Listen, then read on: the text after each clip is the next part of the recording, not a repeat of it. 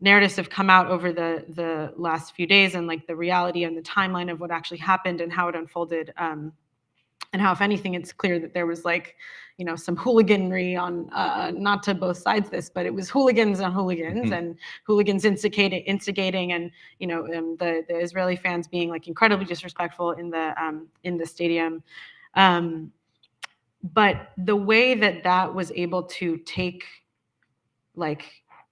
hold of the media narrative, and also to just like run through the Jewish community and play on the very real fear and trauma that still exists for us, is, to me, just another example of how, like, one, how deep that is, and two, how real it still is, because the state of Israel and the premise that it has built on has actually failed to make Jews safe, to solve anti-Semitism, to guarantee us like the feeling of security from annihilation that it promised and promises that it would do.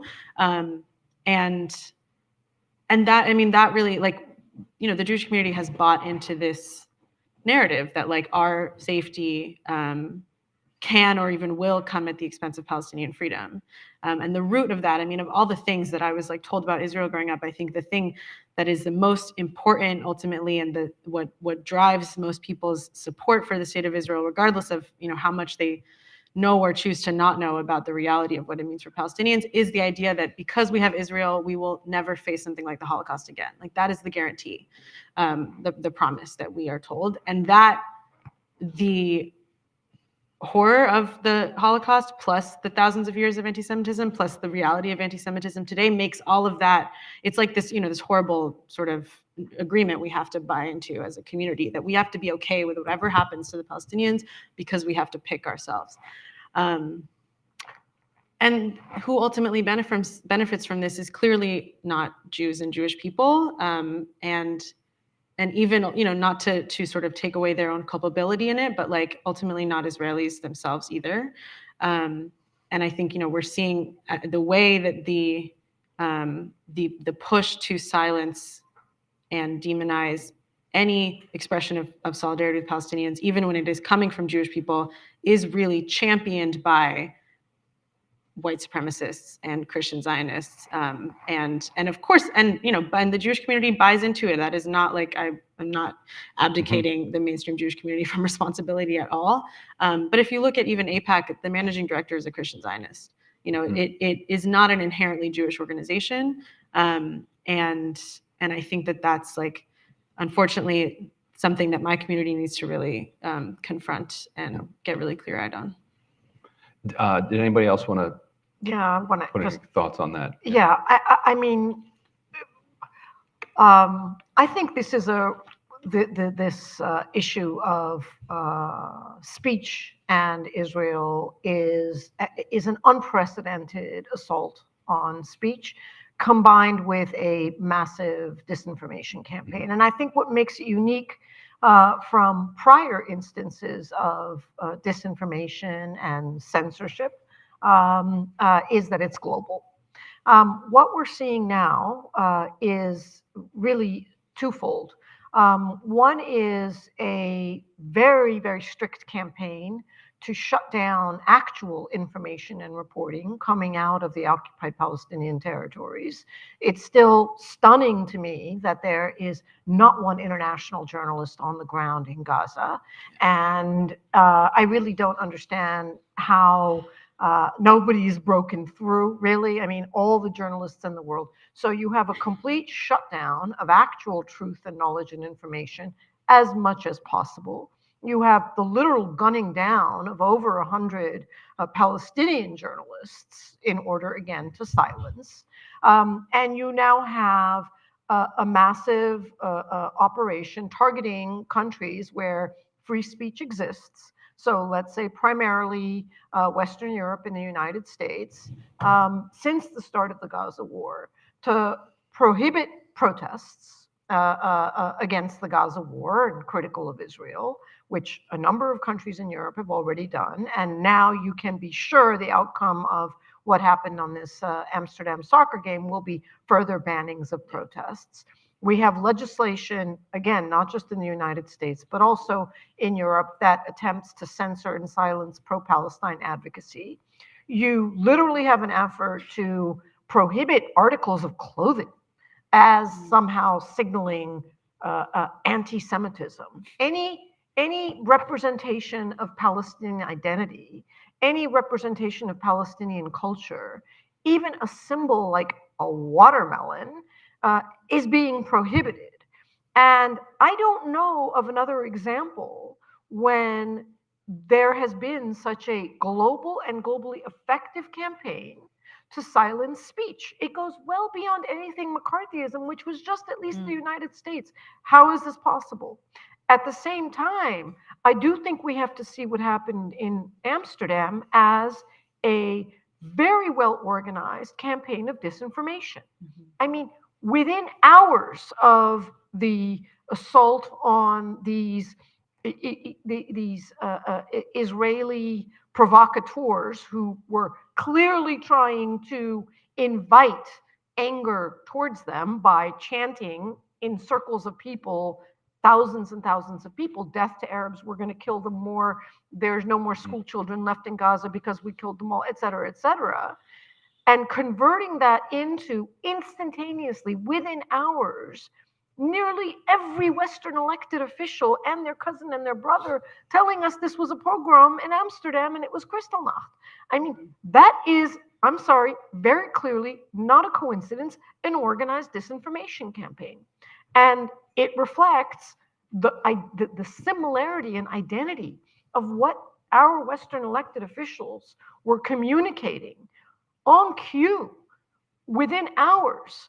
You know, is it just random? Did they all just decide all of a sudden to literally express the exact same thing with the exact same words of pogrom and Kristallnacht?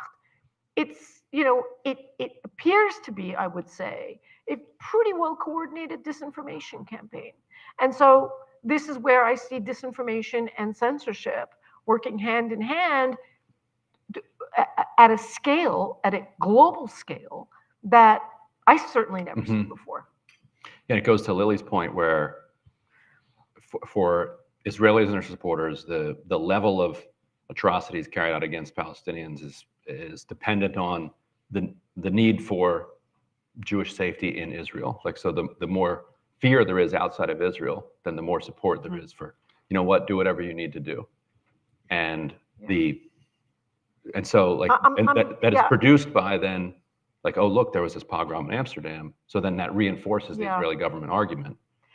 Jews aren't safe in the diaspora. Right. I hear that, and I understand that that is sort of a mentality of many people in the Jewish community, but like the Holocaust, there's nothing unique about it.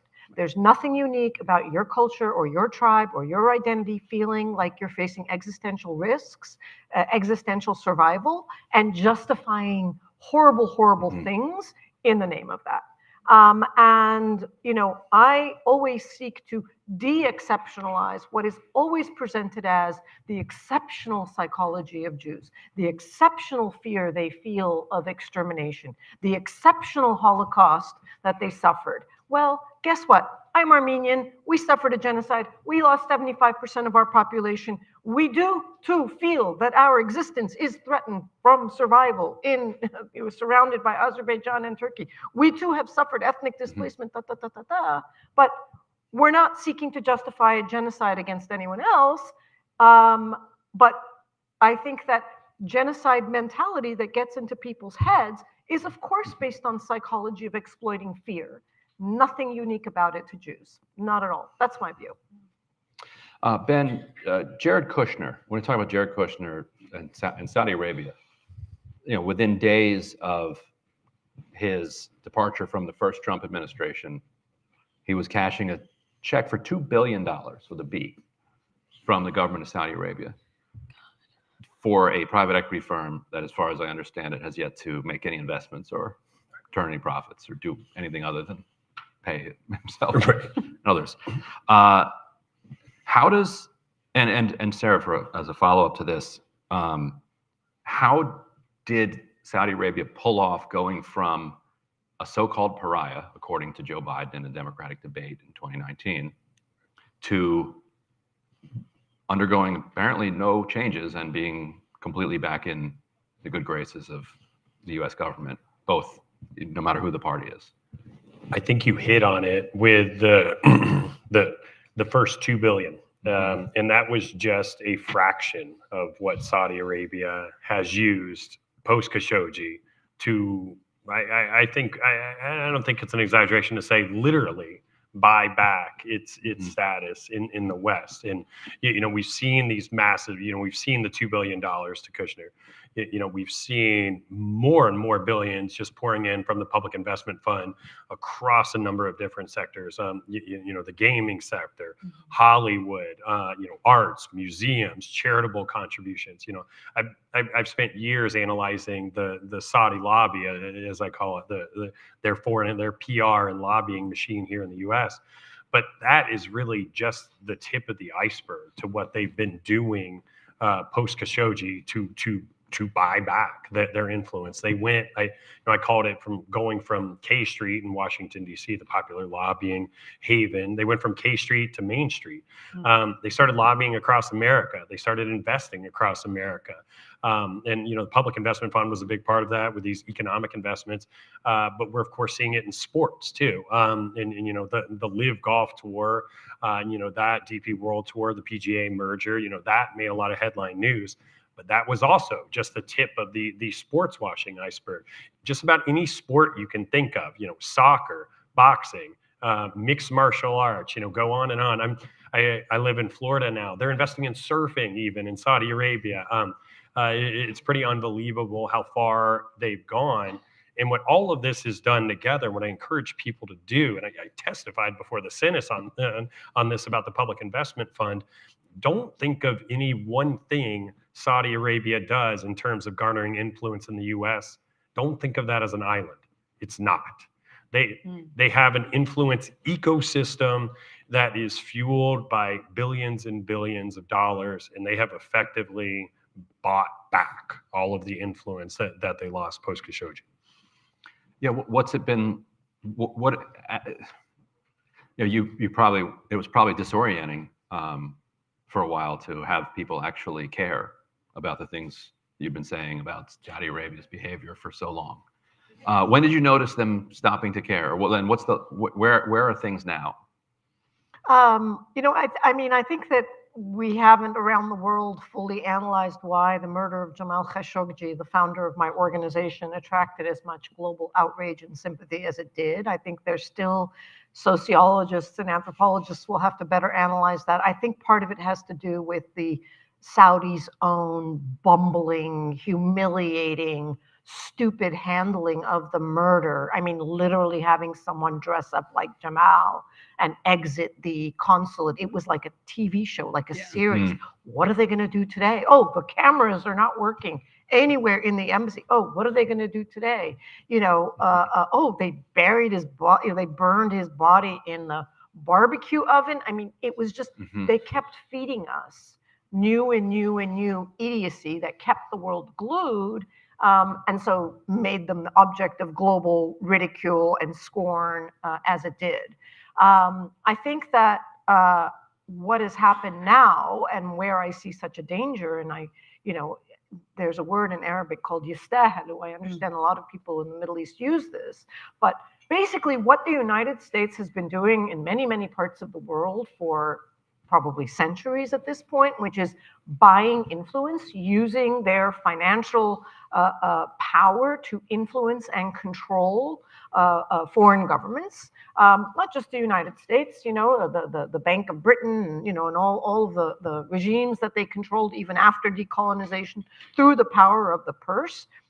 Saudi Arabia has now learned it can do to us.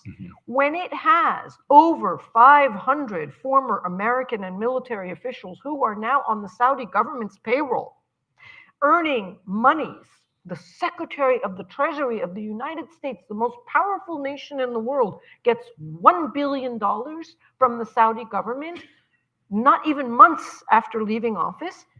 It's magic. They've learned how they can do what the United States has been doing to, banana republics all over the world. And they know that they can buy decision-making with respect to Saudi Arabia through the promise of future lavish careers and salaries that they never even imagined. Even the American defense industry, Raytheon and GM, they can't compete with what Saudi Arabia and the UAE and Bahrain and Qatar are paying US officials, securing their future, livelihood in perpetuity in a way we've never seen before. And what my organization's working on, because we've realized we can't reform US foreign policy in the Middle East until we end the legalized corruption in our own country. We can't compete against $1 billion paycheck to a former cabinet minister of the US government with our arguments about why it's not a good idea to give unhinged dictator psycho in Saudi Arabia a security agreement. It's not an argument on the merits. But there's no law in the United States that says that one day after leaving office, you can't get a $1 billion investment from the country that you were making policy decisions about. I think that's the key, that everything that Sarah described just there and I described, it's all perfectly legal. This is a perfectly legal system of corruption that, exactly as Sarah said, has allowed the Saudi regime to basically run roughshod over US foreign policy, to go from pariah to security pact in 5 years. Yeah, and just to underscore it, so if you are a US government official now, and you do something either privately, with regard to a memo that is circulated, or you decline to approve a weapons sale, or you decline to set the right time for the meeting that's been requested, correct me if I'm wrong, it is now known to all of those, and Lily, I'm curious if this even has penetrated Department of Interior. It's now known to those government officials that you have just kind of scratched off Saudi Arabia and the UAE, because they operate, collectively, as potential future sources of investors. And employment isn't even the right word, because you don't necessarily even have to do anything. Mhm. That's which I think was one thing that makes these quote unquote jobs so attractive to people, that all you have to do is have done things previously, and then they're going to pay you, and you show up and you speak somewhere maybe. And then you can show back again, like Jared Kushner and Donald Trump and Steve Mnuchin. But I really want to emphasize, this is not a Republican problem. Mm-hmm. This is a problem of Republican and Democrats, and that's why, Secretary Blinken, if you're watching this, will you please promise to the American people that you and any future company and your existing advisory firms that you're setting up or exist or have set up that was purchased by Tenyo, you will not accept 1 cent of Saudi public investment fund money. Jake Sullivan, please promise to the American people that you will not accept any job, any investment, any partnership with any foreign government at least 3 years from leaving office. I'm not hearing anything. I've even had Democratic members of Congress, when I've challenged them to make this promise, to say, well, it's in the American interest for me to go and work as a consultant for the UAE, because that way I can ensure that they keep buying US weapons. I'm doing the American people a favor when I cash in and go and work for the Emiratis. So this is not a Republican problem. They've just figured out a way to make more money doing it. But, like I said, I'm still waiting for Secretary Blinken to tell us who his clients were at West Exec Advisors and whether it included Saudi Arabia and the UAE. Still no answer. And the term is up. Can you tell us now? You're finished. Tell us. Still waiting. I also think part of the problem is Republicans don't pretend to care about human rights. And Democrats do. And I think we're seeing, in all of the takes, which I don't think anyone has a real analysis yet, any one person or any one thing of why the Democrats lost on Tuesday. But, you can't, people do not buy hypocrisy in the same way that they do anymore. And across the American electorate, people believe that politicians lie because they do. And at least I think what I have seen, and even just from seeing, I was on the ground in Pennsylvania before the election, not with the Democrats, but knocking doors with the union. And I think people have this sense of all of these politicians are going to lie to me. So at least I'd rather go with the one who I know half of what they say is going to be BS, but I think they're being more authentic, and Democrats kind of, we do this thing where, this is good for us, like this is, but we care about international human rights and sort of liberal humanist ideas, but then in the reality their behavior is basically the same. This is the Menendez, where on his face it's human rights, but behind closed doors it's looking up the value of gold bars that he just right. I mean, for Menendez, just in case folks haven't been following, there's the legalized corruption of taking a $1 billion paycheck weeks after leaving office, like the Secretary of Treasury. And then there's the Dumbo way of corruption by the Dumbos in Egypt who literally handed gold bars to Senator Menendez, the chairman of the U.S. Foreign Relations Committee, the biggest nuclear power, economic power in the world, and he hid these gold bars in his closet in his house, right? So that's the illegal corruption for which he has been found guilty, and he finally resigned, and hopefully he'll be going to jail fairly soon. But has the State Department, has the FBI conducted an investigation of every Egyptian communication with every member of the Senate Foreign Relations Committee? Was it really just Menendez? No. Have they put Egypt on some kind of a blacklist saying, you just corrupted the head of our Senate Foreign Relations Committee? How dare you? Not another dime to Egypt. Nope. Secretary Blinken was yet again sitting praising General Sisi for being such a great mediator because, he ended the war in Gaza, done such a great job. Thank you, General Sisi, for your fantastic work. Here's a new $1.6 billion. I mean, where is the follow-up? Where's the investigation? Nothing.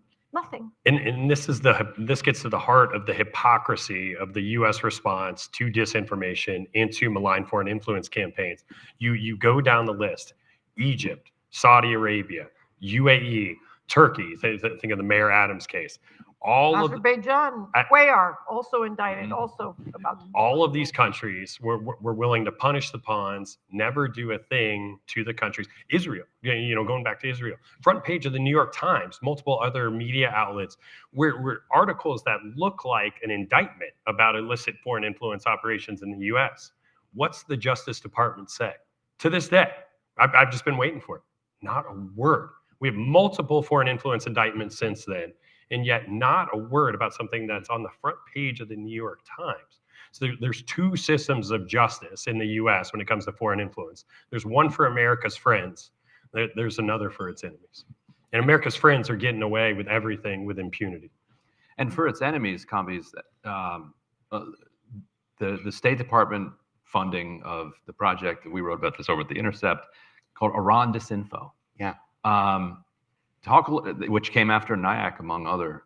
Yeah, absolutely. Entities. So Iran Disinfo, and you guys did an amazing job covering this, was a program in the Trump State Department. The State Department for decades has always sort of funded and supported, dissident groups, satellite TV stations into Iran or other sort of countries, that kind of work. And they had a unit inside, a group inside that was being paid for by the State Department that was set up to push back against disinformation that comes from online, from the IRGC, and that was the idea behind it.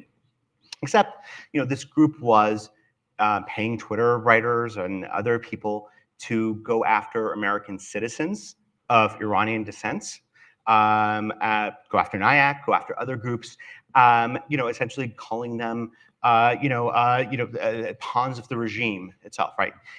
Which is, like it is. You could be a pawn of, another country, and that's okay. But I will tell you, as somebody who is, an American citizen who's of Iranian descent, like you are aware that, like, you do not, you don't want to accidentally deal with somebody who is an Iranian who works for the IRGC. You're not gonna, I do not work in foreign policy because, like, education is so much more peaceful, and you don't have to, it's against the law to do, be involved in any way with Iran. And so that was reported by you guys. It ended up getting shut down. Subsequent reporting at The Intercept showed that these people were supposed to go into Richard Grenell's replies and defend him, as this was part of their sort of job against any criticism about the Trump administration or what he was doing. And so it was a real sort of moment of like, oh, this is the, we rightly called out Russia for the disinformation effort in 2016, but we're starting to see it sort of turn, like people realizing like, oh, we could use disinformation against ourselves. And one of the things that, one of the things in 2022, after the killing of Mahsa Amini in Iran, you see this huge movement taking to the streets. And, I've been following Iran all my life since I've come here. This was in 1999. I was sort of glued to internet radio. 2003, it was internet radio and blogs. 2009, I have lived through these protests and trying to figure out how do we get the word out about what people are saying, what they're doing. People who are being arrested, like putting some pressure on the government to get these people out. And what I started seeing immediately afterwards was this giant sort of effort using the protests to target Iranian Americans. Now we're talking journalists at the New York Times, journalists at Politico, think tankers, people at NIAC, independent journalists, sort of really sort of going after them in sort of the most derogatory way. 2/3 of it was in Persian and not in English, but it was still, large enough that, there were days where, somebody was getting 160,000 mentions on Twitter itself, which at that point means that your name is, on a trending topic on there. And because of that, I started, I do this in the domestic political world, right? Like there's a lot of disinformation, targeting educators, targeting LGBTQ youth that we've sort of seen in the last few years, and taking some of those tools and just starting to measure what was sort of going on. 160,000, mentions from, a regular week before that was like 50 mentions, is kind of shocking. So start figuring out, like, what are these accounts? And you start seeing, thousands of accounts with 0 followers that all they do is, retweet content, amplifying sort of these, like crazy sort of fringe Iranian voices, or, people at, think tanks in the United States who are very pro-war against Iran. And you start seeing this sort of building up and you're like, what the heck is going on? And your initial take is you're Iranian and you're like, oh, this is probably like the IRGC, like using this moment to like divide the community. And then you see, Saudi-funded television channels for Iran, Iran International, that are like part of this sort of effort, right? Like there is a BBC presenter who the IRGC released her talking to her mom about the protests in Iran. So they, tapped her line and recorded it. These, these sort of mobs online and Iran International like take off with, with these accusations that, she is dismissing the protests that are happening in Iran. It's actually like like the IRGC, used it to their benefit, and then, Saudi intelligence or whoever else used it to their benefit. And then these Twitter followers, we're talking thousands of them, just sort of amplifying it. And, in the real world, it turns into death threats. It turns into bomb threats. That she has left the BBC. There are other people who've just sort of gone offline who are, targets of this disinformation effort. And, for me, I've collected, millions of tweets from, this sort of network. I've, mapped it out at like 15,000. The vast majority of it, 60+% of it is gone now. But, some of the, there are parts of it that are still around that you will see that are, Iranians, who are very, pro-Israel, like, demolishing Gaza. Who are, when, Israel has launched weapons at Iran, are like cheering it on, which is like that is not something you're going to really get from the Iranian American community. And we know that, we can talk about that afterwards, but we know that because of, some conversations and some work we've done before the election.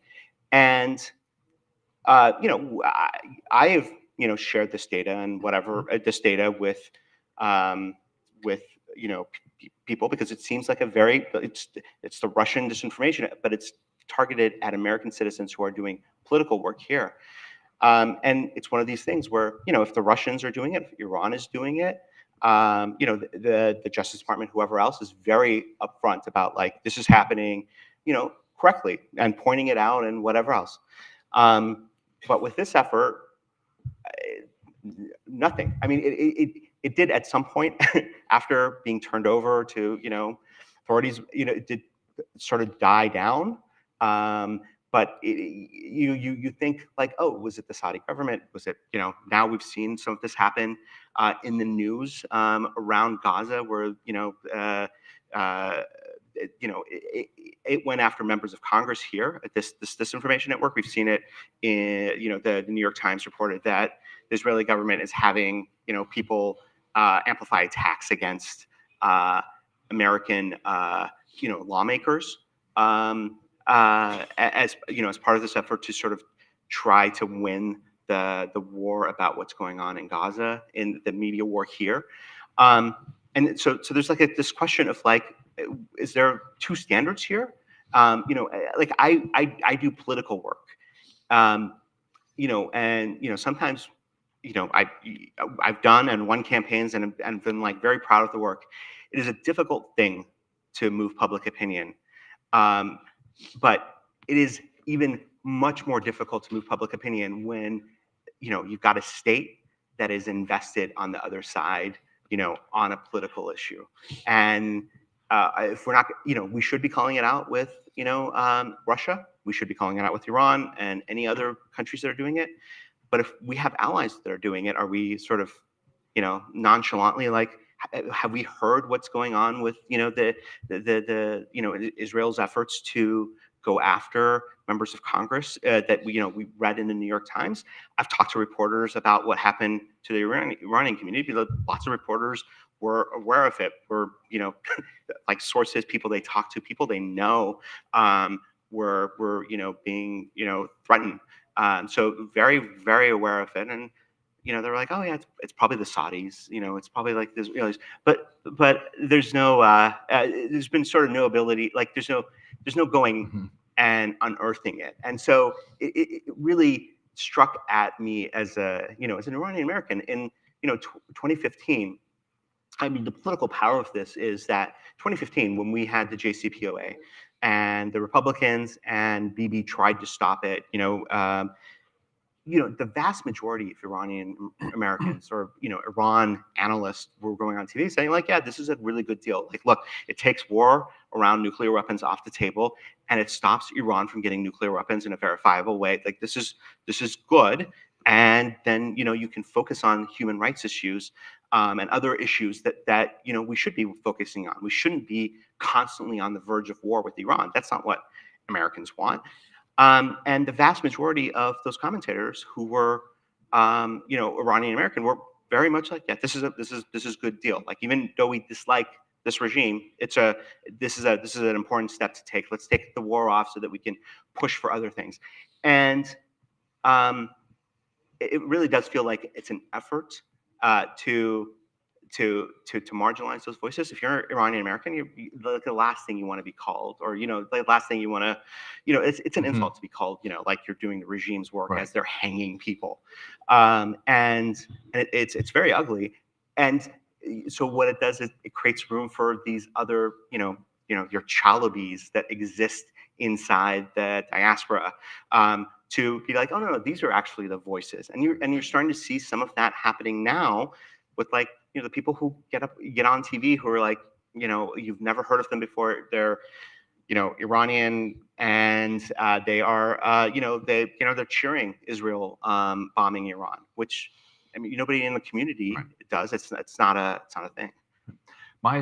And to wrap this up, curious for people's thoughts on what ought to be happening when it comes to foreign influence. My own kind of controversial, jaded, cynical take after many years of covering this is that there's actually an argument that gets overlooked for just opening the floodgates of foreign influence into the United States for America's national interest, in the sense that as the American government is trying to make foreign policy decisions in its interests, it has, by sanctioning particular countries, whether it's Russia or Iran or whatever, it has kind of shut out their ability to lobby on behalf of their interests, but it has enhanced and allowed their opponents or people who are completely unrelated to them to lobby on behalf of their interests. And so they have tipped the scales of the debate in Washington. And so they're going to produce shaded results from that process, which are not necessarily going to be in American national interests. And so if you can't kind of get your foreign influence under control, you might as well just let everybody in, so that you can hear from everybody before you make whatever decision you're going to make, because it's going to impact them. So as you guys have been part of this and watched this unfold, what is the effect on kind of quote unquote American national interest? I think there's actually a great case study, to your point, that was inadvertently conducted after Russia invaded Ukraine. One of the biggest outcomes of that, in terms of everything the U.S. did, the U.S. response, the world's response, one of the biggest things that the U.S. did was, when they issued sanctions, they cut Russia off from K Street. Mm-hmm. K Street had a big lobbying and influence operation built up prior to the war in Ukraine, prior to the invasion. And it was going toe to toe with an also pretty well-funded Ukrainian lobby. And, Mm-hmm. they were sort of, they were doing what you were saying. They were having Right. that lobbying fight. Everybody's voices was being heard. The Ukraine war happens, their sanctions come in, the sort of Russian influence gets absolutely eliminated. All the other stuff we talked about, people being accused of, Russian mouthpieces, that sort of thing.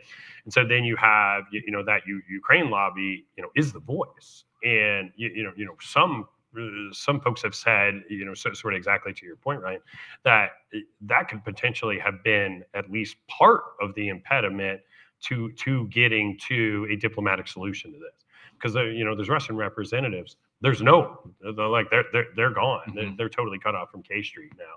And so whether that's true or not, that has impeded a ceasefire, impeded a deal, it's a fair question. But to your point, it is. I do think it is valuable to have those voices. What we've seen historically in the foreign influence industry, a majority of the countries in the world have right now registered foreign agents working on their behalf in America. But there is just absolutely enormous, incredible inequality in who gets them, even amongst those countries who are all invited in. It's, whoever has the most money gets the most lobbyists. And so you see, the outside voices from the Saudi lobby, which we've mentioned, the Emiratis, the Qataris, and others. And so you don't see, where you particularly see this is in humanitarian catastrophes, Western Sahara, Sudan, countries that are Yemen, countries that are facing just really human rights calamities. They're often not at the table, even though they would be welcome to hire lobbying PR firms. They can't afford to, and so it's the countries that surrounding them, the powerful countries, that are gaining that influence over them anyway. Yeah. I don't know. What do you think? How do you fix this? I mean, you can chip away at the problems, and the specific angle that we're focusing on at Dawn is legislation that will prohibit U.S. officials from doing business with foreign governments for at least 3 years after leaving office. And by the way, Biden did sign into law the exact same principle that only applies to intelligence agents. So if you work for one of the U.S. intelligence agencies, you are now prohibited from working or doing business with a foreign government for at least 3 years after leaving office. And the reason why our government rushed in to pass that law was because we had American CIA officials going and cashing in with the Emiratis, who then used that spycraft to turn around and spy on Americans. But the tip of the iceberg is the spooks, right? We need the actual legislators to be subject to that ban. But it's a much bigger problem about money in politics. And we are not going to rehash Citizens United and the million and one ways in which our government is controlled either by domestic oligarchies or now increasingly foreign ones. People in the Middle East all joke all the time saying they should get to vote in American elections too. And maybe the American election should be a global election, that everyone gets some kind of vote in, given that they are their lives are impacted more than many Americans. I mean, They should get representatives in the House. in the Senate. I mean, Like, look at the, look at DC the doesn't even have that. 2 so. million people in Gaza. They are their entire existence, their life, their right to exist, their right to survive as human beings is determined by people sitting in Congress right in now. principle, I don't think it's absurd at all. Like following Central and South America's response to the election of Trump, like the appointees that he's running through at this point are like, forget about the rest of the world when it comes to Central and South America as hawkish and as interventionist as possible. So things are going to change significantly for tens of millions of people who had no say in that change. So they're just on a principled level, it is fundamentally wrong. Yeah. So that's all the time we have, though. Thank you, Kambiz, Lily, Sarah, Ben, and thank you, everybody here for inviting us and allowing us to do this. Let's hear it for him, everyone. Thank you.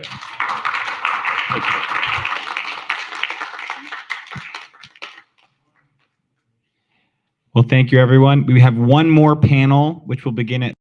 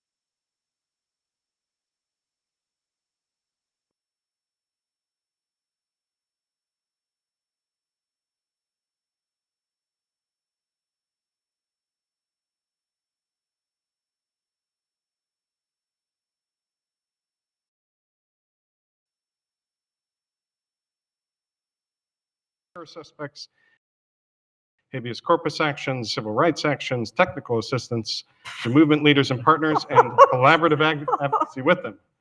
So a lot there, and a lot of these experiences I think we're going to be needing in the years to come. So thank you for joining us. And Jean, one of the things that we were talking about before this panel was the situation that we're coming in with Trump reelected. And is this a worst case scenario for civil rights for a lot of immigrant communities here in the United States? Yeah, thank you for having me here. No doubt that, to me at least, it was the unthinkable outcome. There were lots of scenarios, mostly ones with at least a Harris White House and various states of control of the U.S. Congress and controls of the state legislatures.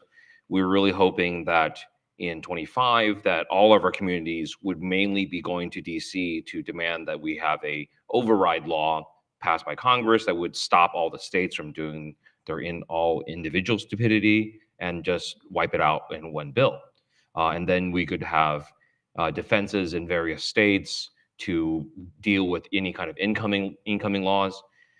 So that was sort of the best case scenario. Was we had a Democratic controlled House and Senate, White House, and we could with reasonable effort pressure the legislative bodies to make reforms and restore our rights.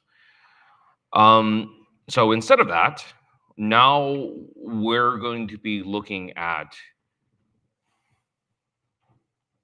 ultra high level defense at probably just the national level, because there's just no way we can defend in Washington, D.C. and defend in like 50 state capitals at the same time. So I think not only does this victory give the hardliners even more ammunition that will encourage them to make future legislation even worse, but I think it's going to mean state legislatures will follow suit gladly. And the most disturbing thing for a lot of this, and another reason why our community needs to activate now and start turning some of this stuff around, is that all this, it's not limited to red states. Many of the laws are being passed in blue states because hate and fear are universal. It's not a partisan thing. That Democrats can hate and fear just as much as anyone else. So I'm trying to be upbeat about it. I mean, it took me like 3 days to get out of bed last week. So, my resolve now is like, we got to fight. What other choice do we have now, right? So that's it. Gulnaz, I want to bring you in because roughly 8 years ago, we started to hear news about Trump imposing a Muslim ban. And I think at the time, a lot of people didn't really believe it, say, oh, he's just campaigning on that. And I think we all found out he very much means a lot of what he does say on the campaign trail. And this time around, he said, not only am I going to bring the Muslim ban back, I'm going to expand it. I think there are a lot of people probably listening, including online today, who are wondering, what does this mean for me? What can I expect with the return of the Muslim ban? Are they going to target Iran? Is it going to be all the same countries? Is it going to be more? So could you unpack for us a little bit, kind of what you're expecting based on your experience so far?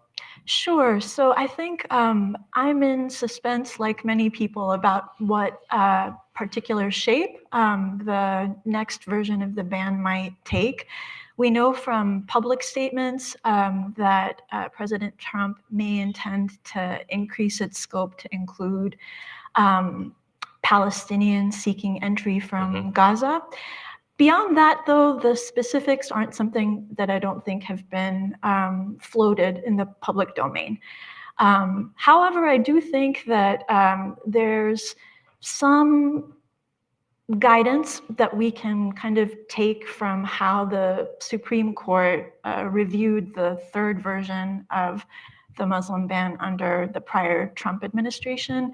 As many people may recall, the Supreme Court's decision in that case, called Trump v. Hawaii, was a very upsetting one in a lot of ways. It very much is a decision that embraces and gives deference to very broad power invested in the executive under the Immigration and Nationality Act to suspend the entry of foreign nationals when the executive makes findings that doing so would be in the interests of the United States. That being said, the decision also takes a look at the kinds of findings that prior President Trump relied on in support of the third version of the ban that the Supreme Court was reviewing, and emphasized certain aspects of what wound up in that version of the ban. So the court really emphasized that the president's findings resulted from a worldwide review of which foreign governments have been cooperating with the US government in vetting their nationals for entry into the US according to specified security-based rationales. The Supreme Court really emphasized that the executive's findings came out of a multi-agency review process. And then in other parts of the court's opinion, the court also seemed to emphasize the fact that the third version of the ban included things like waivers and exemptions that individuals on a case-by-case basis could assert to seek entry, notwithstanding the categorical prohibitions of the ban. So I bring all of this up to say it's unclear to me, and I think to many people, whether a next version of the ban is going to look like the third version that the Supreme Court upheld or not. I think to the extent that it does, which means that we have good reason to expect it would be legally upheld again, there's still some cause for, I won't call it hope, but some cause to know that advocacy will still be possible. So with respect to exemptions and waivers against, categorical bans, what we know in terms of advocacy that took root after the Supreme Court's decision is that whether those waivers and exemptions are meaningful matters. Courts care about that. How do we know that? We know that in part because of what happened in consolidated class action litigation, in which Muslim advocates, together with a number of partners, brought alleging that these exemptions and waivers were not meaningful. They were meaningless. And over many years of effort, that litigation bore fruit. And so as a result of it, tens of thousands of class members are going to get the benefit of sort of a fresh look at their requests for waivers. So, the fact that waivers and exemptions need to be meaningful may be something that could be a source of advocacy, depending on the particulars of whatever next ban may happen. And then I think separate from sort of litigation as an avenue for advocacy, there are other kinds of tools that I feel like are really important to emphasize, especially knowing that the judiciary overall is hostile terrain too. And so we can't sort of hold our breath for good outcomes there, although we know that there may be good arguments to press there. I think something I want to emphasize, even knowing that Congress is hostile terrain as far as the interests of communities who stand to be impacted by another ban go, there's still, I think, power in recognizing the organizing that's happened over the years for legislative narrowing of executive powers to go forward on something like a new version of the ban. So to folks in this room, to folks online, it may be familiar, the name of that legislation. It's called the No Ban Act. I don't expect necessarily that with Congress kind of composed the way that it is, that kind of legislation would necessarily have a chance of passing, especially since it would have to be signed off by the new president. But I still think that efforts to press for that kind of legislation may be worthwhile in terms of using the harms of a new ban, uplifting the ongoing harms of the prior ban, which are still ongoing. We shouldn't forget that. That's something worthwhile to remember. So it's not always about results. Sometimes I think the effort that can go into organizing around something like proposed legislation, it's simply a way, but a powerful way, to elevate the profile of on-the-ground harms that impacted families face. And that brings me to my next point, which is the importance of narrative work, narrative advocacy, and public advocacy.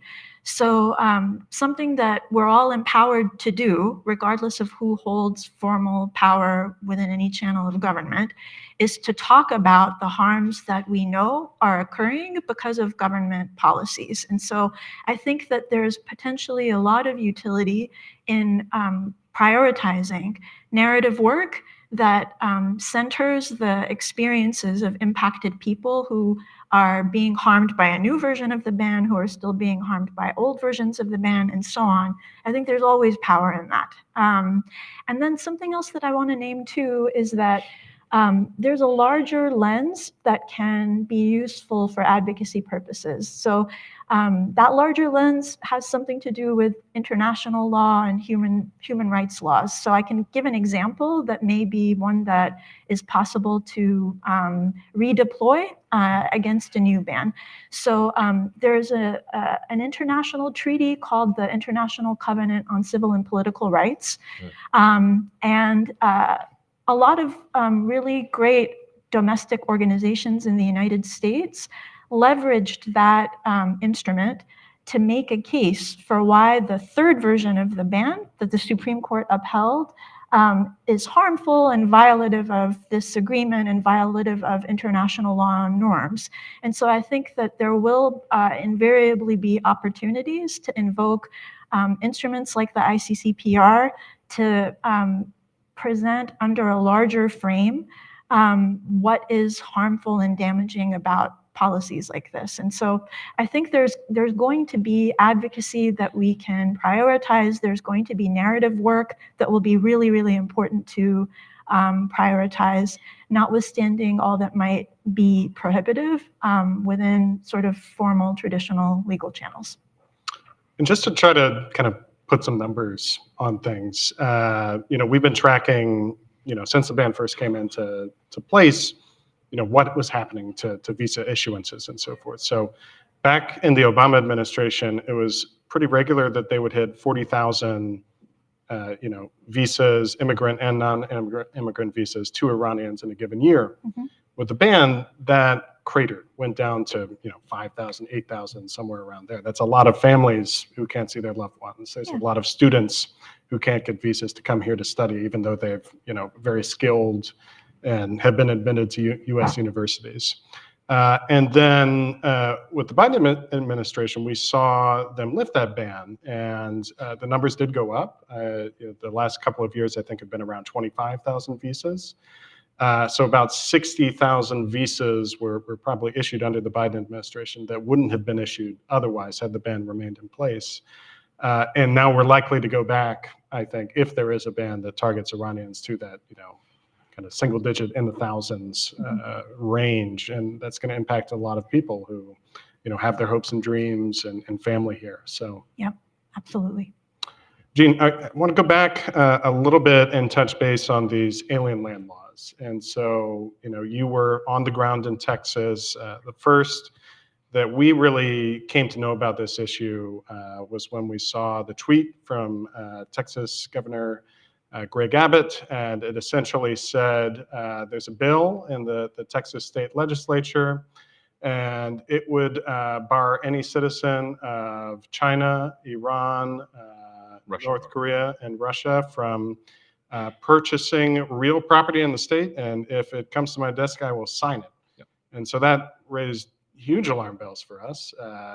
Iranian Americans often have dual citizenship. Yep. So would have barred them from purchasing a home, obviously impacting, much broader communities. But you saw a lot of national attention on that bill and kind of a new fight over, essentially this 21st century alien land law. So can you unpack a little bit what went into the kind of successful organizing to prevent that from becoming law? So that's actually kind of why I'm here, kind of why I've been traveling around the country, trying to talk to Asian communities everywhere to say, like, guys, there's hope. There is a way to fight this. There is a way to deal with it. But it requires all of us to do the thing that we don't want to do, which is get active, which is do something.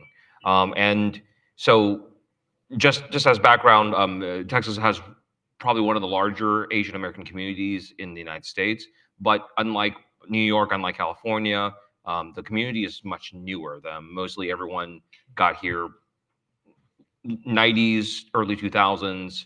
A lot of people only have been here for 20 years, but only been citizens for 10, et cetera, et cetera. So it's the Asian community out there is not well organized. It's still large. It has more organization than a lot of other places. But the point being that all politics is just a balance of cost versus reward, right? And the Republicans who are carrying this bill, this plays very well in their primaries. Fear mongering, Iran, China, those play very well in the Republican primary. So they said, well, this helps us in the primary, and there's basically no cost because the communities that we're attacking don't speak up, they don't vote, they don't organize, they only donate a little bit, and we're not really worried about it, right? Well, if they think there's a huge benefit and no cost, the way to fix it is you tell them there's a cost. And you show them that there will be a cost by you getting the community together. And especially one of the reasons why it was so effective, because again, the Asian community, especially the Chinese community in Houston, they don't protest. They don't get mad. They don't say things when they're upset. Even getting attacked on stuff, they kind of just like, we'll just be good Asians and work hard and go and just suffer quietly, right? And we went from that to massive rally at City Hall, right? And then having a massive protest in Chinatown, right? And we've never had an Asian protest ever in the history of the state of Texas. And we were originally thinking maybe there might be one, maybe 200 people out, and we were just going to go walk down the sidewalk. Well, day of, there's about over 1,000 people easily. We stopped trying to figure it out. And the mayor showed up, 2 congressional members showed up, county commissioner showed up, city council showed up, state rep showed up, state senators showed up, right? And instead of being on the sidewalk, the mayor just told the cops, shut down the street. And this is a 8-lane road. This is Bel Air in Chinatown. This is an 8-lane busy road on a Saturday. And we shut it down because we had so many people, we took up basically both sides of the street. That sent a message, and sent a very clear message that people are pissed, right? And, if you want to go back to the analogy, now the weights are changing. That's what we have to do on all of this. And again, just to go back a little bit, I'm sorry to take up so much time, but we're not just talking about land, right? At the same time, SB 147 to say, like, if you're from these places, you can't buy property. You can't buy a house. You can't buy commercial property. You can't buy farmland. Later on, they even added you can't even own mineral interests. You can't own oil and gas. You can't own timber. That's not the only bill. At the same time, there was another bill that says if you're from these same countries, you cannot go to school in Texas. No private school, no private college, no public university, not even community college. Okay? Florida passed a bill that says if you're from one of these countries, you cannot work.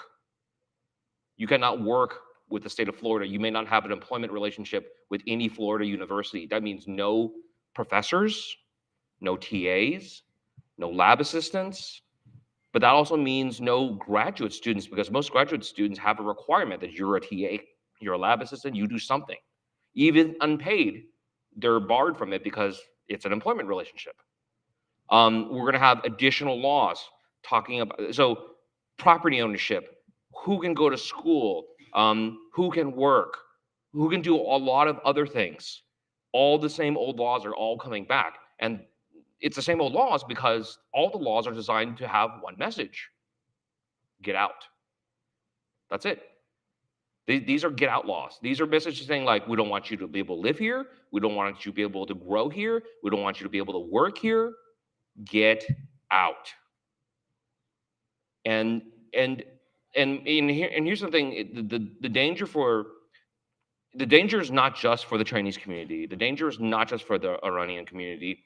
Here's the thing: nobody knows what Chinese people look like, right? They just, to most Americans, it's like, well, you have Asian face, you're Chinese, right? So when the secondary effects of all these laws ripple through across our society, and I tell this to my Vietnamese friends, I tell this to my Korean friends, I tell this to everybody else, it's like, look, you have Asian face too. They won't know and or care what the difference is. Persians, what do Persians look like? They look like a wide variety of people. We don't know. But you know who's going to get identified? Indians, Pakistanis, Bangladeshi, because to Americans, that looks Iranian. What do they? I mean, what you think they care? Think they really care? No. So that's what my fear is. It's not just the laws. It's the implications of those laws, because every time we pass one of these laws, it says there's something wrong with these people. And if you pass enough laws that says there's something wrong with these people, well, you better hell do something about it, right? And this is my big concern on this is I think we're headed to a second internment camp. Because every time you say there is something wrong with these people, we can't trust them, right? That's the purpose for these laws. The rationale for all of these laws is national security, the same rationale as there was to pass these laws 100 years ago, 80 years ago against Japanese. National security. And after a certain time, the public just sort of gets used to it and says, yeah, I guess so. I mean, we wouldn't round out other people, but I mean, obviously there's something wrong with these people, because why would we keep passing all these laws against them if there wasn't something wrong with them? And I think I think people, when I tell this to people, they say that's kind of hyperbolic. You're going too far with it. Like we're different people now. We're better people now. Really? What's changed about humanity, in the last 80 years? We're still the same people as we always are, right? We're just as ignorant, just as violent. So my message to the community, to not just the Iranian community, to the entire Middle Eastern, Arabic speaking, Muslim community, however you define yourselves, everybody, this is an existential crisis, because their message is get out. And I don't know how to make that more clear. If we do not fight back now, there may not be a home for us to go back to. That's it. I think that speaks to, a lot of the reason why NIAC's been stepping up, calling attention to this. It's not just Texas where this was proposed. You mentioned Florida. I think our friends at Asian Americans Advancing Justice say nearly a dozen states have enacted some form of these bills: Georgia, Florida, Alabama, Indiana, Arkansas. And now you have more than half the states have done it. And now you have the a trifecta at the federal level. And I think a lot of these proposals are going to get picked up. We've been fighting things in Congress, Rounds Amendment and other things that have been attached to National Defense Authorization Act and other things. And, under the Biden administration with the Democratic Senate, we've been able to convince people not to go down that road at the federal level, even if they're, kind of somewhat narrowly targeted, 500 acres of farmland, stuff like that. But as you speak, the floodgates could open here, and they could be, at the national level, very bad, discriminatory, dangerous laws. I think, I'm sorry, my big fear, and the fear that I really want to talk to other people about, like, look, if you look at the states and see which countries they list, there's a wide bell curve of countries. it's not just China, Russia, and Iran. There's people go out to other Middle Eastern countries, people do Latin American countries, people do other Asian countries. And after a while, you do this enough, people go, why not just all of them? Why not just all the people we don't want here, meaning the non-white ones? Yeah. Right? Because if you look at, and one, I'm fearful of what the courts will do, because I think there's no guardrails on that anymore. But two, the bigger concern is, at least in the first Trump administration, you had seasoned public servants who were at least some kind of guardrail to say, hey, that's too far. Right? Or they said, I know you want to do this, but quietly, I'm going to slow roll this and make sure it doesn't happen. Right? Those guardrails are gone. Stephen Miller is number 2 in the office. Right? The actual self-professed white supremacists are now in charge. Jason. Good luck. Yeah. Yes. Tough to follow. Tough to follow. But I did want to bring in kind of another experience of discrimination to the conversation, which is the bank account closures targeting Iranian Americans, Iranian nationals. This is not just an Iran phenomenon. You know, we talked to Arab American allies, they experience this as well. But this issue where you're going along, either you're an Iranian national here on a visa, like your client was, who was trying to maintain their bank account. All of a sudden, they get notices from their bank, need to verify address, things of this nature, and then all of a sudden, their bank account is closed. So this causes a lot of hardship. You, in the process of purchasing a home, need to make medical payments, all these things. All of a sudden, you're barred from all of your money. So your client ended up suing Bank of America that did this to him. And it turns out through the discovery that Bank of America admits to having closed the accounts of 15,000 individuals of Iranian heritage. So that's just one bank targeting one not particularly big community in the Iranian American community. But that's the first time we've had a real number about the scale of this financial discrimination. So could you talk through what have you learned through the NIA versus Bank of America case regarding why these account closures keep happening? Sure, and I'll just start out with, in hearing a lot of the discussion, it's striking how anathema to the civil rights laws a lot of this is. So when you look at Section 1981 of the U.S. Code, the Civil Rights Act of 1964, the Equal Credit Opportunity Act, the big thing you can't do is discriminate facially or on its face against particular groups, whether it's their particular ethnic groups, people of specific national origins, in California, whether you have a certain citizenship status. And it's just bedrock civil rights law that if you single out a protected group and you treat them differently from others, that you're essentially liable. That's kind of it. It's different than other theories that are more like disparate impact, that this is neutral on its face and it has a disparate impact on a group. But liability historically has been much clearer for treating a group differently. And so in the Bank of America case, like you said, we had a client who came to us and said, I'm an Iranian national. I had my bank account restricted and then closed seemingly for no reason, arbitrary reasons. Then we looked into it and we saw NIAC has done a lot of great work and documented lots of people's stories who have similar things. And just talking in the room before the panel, I heard similar stories from many other people. So we brought the case and we did find out that essentially Bank of America, and I think this is true of other banks, once you say on your application you are an Iranian national, you get put on a separate track from others. And so then you have different document requirements. And Bank of America and others will say this is required by the sanctions laws, by ITSR, the Iranian Transaction Sanctions Regulations, or the Bank Secrecy Act.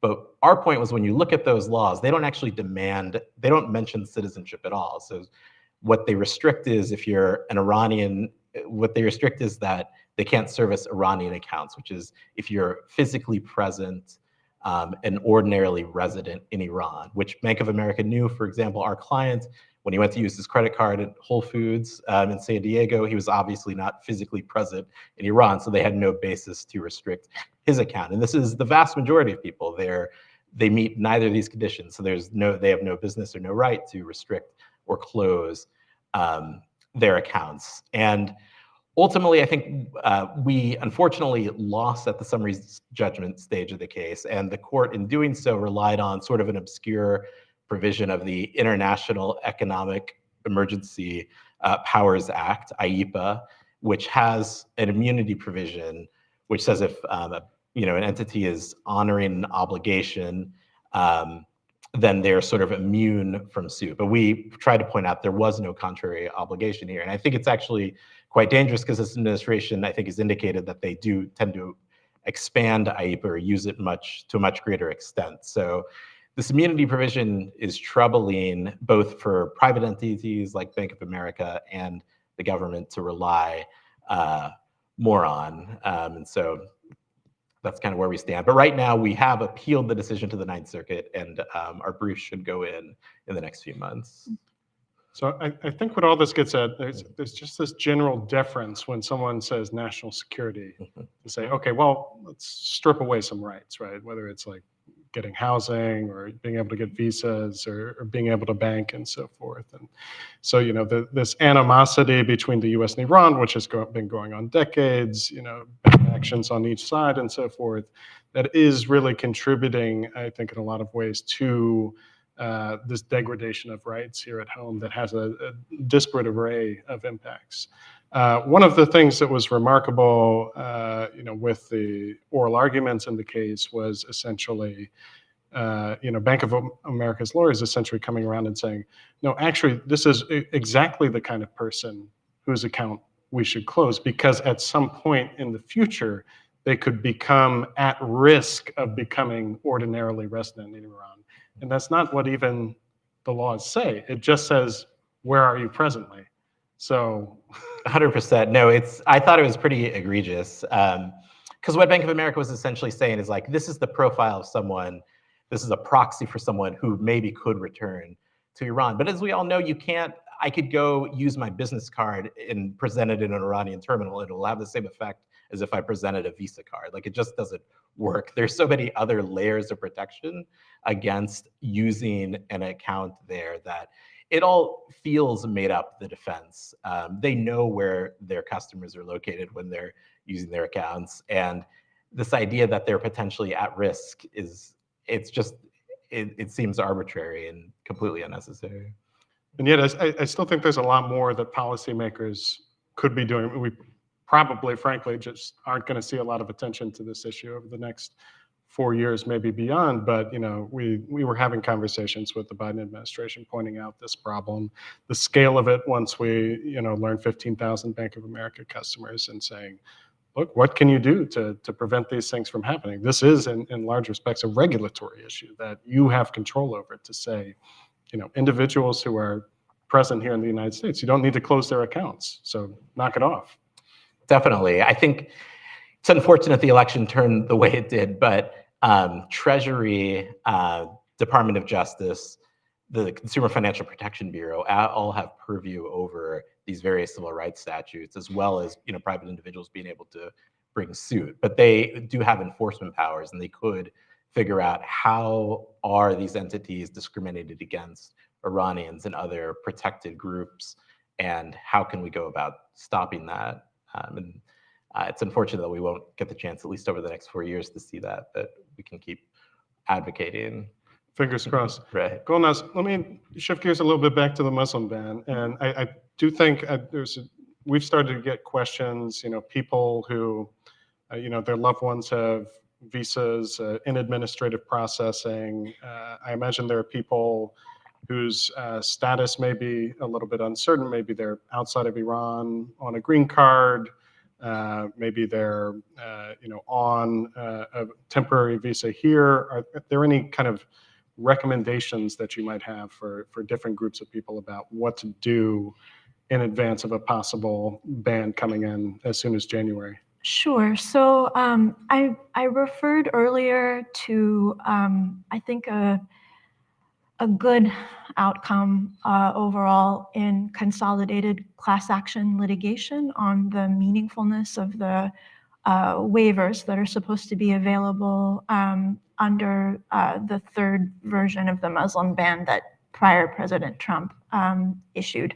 So there are many thousands of people who are still navigating ongoing family separation as a result of the application of the prior ban in its third version to them. We're rolling out community-facing FAQs and are going to be getting the word out through a lot of networks and grapevines to try to make sure that people who qualify as class members can avail themselves of the relief that is now required as a matter of law because of the stipulated injunction that was issued on a class-wide basis. This doesn't get at everyone who may be facing family separation or something prohibitive in terms of wanting to reunite with family through a visa process.